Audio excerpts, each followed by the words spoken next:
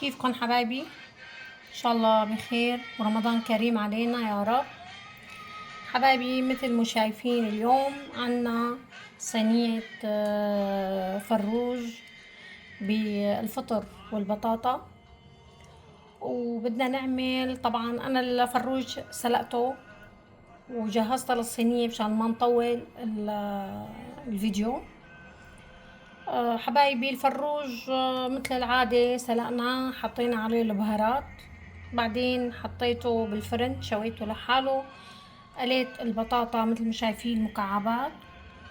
شويت فطر بالفرن، بس حطيت عليه زيت الصويا. بعدين حطيتهم بالصينية. بدنا نحط عليهم توم مع شوية مي ومعلقة زيت الصويا،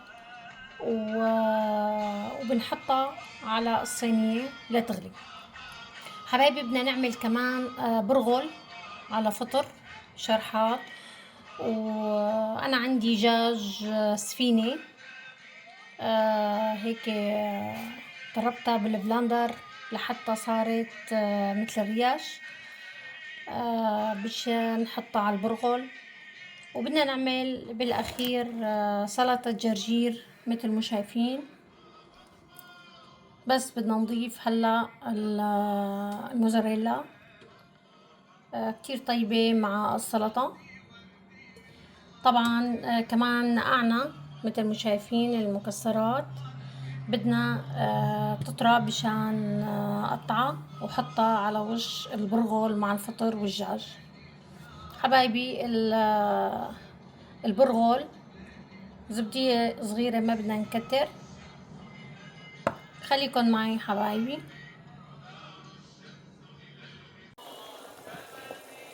حبايبي مثل ما شايفين البرغل حطينا البرغل معياره مثل معيار الرز، فنجان او زبديتين مي، رشة ملح. طبعا بعد ما نقليه البرغل بالسمنة او الزبدة بتطلع كتير طعمته زاكية. بنخليه هلا يغلي، بعدين بنهدي النار بنتركه لحتى يستوي. مثل ما شايفين الثوم حطيت عليه مي ورشة ملح. بدي احط عليه معلقة صويا. بدنا نحطه فوق الدجاج مع البطاطا والفطر.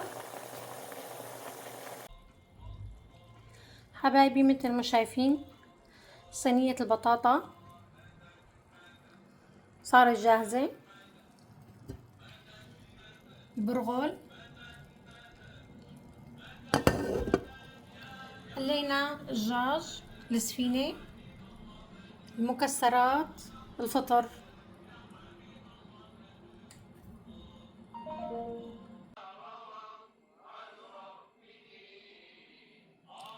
حبايبي مثل ما شايفين صينية الفروج بالبطاطا والفطر صارت جاهزة.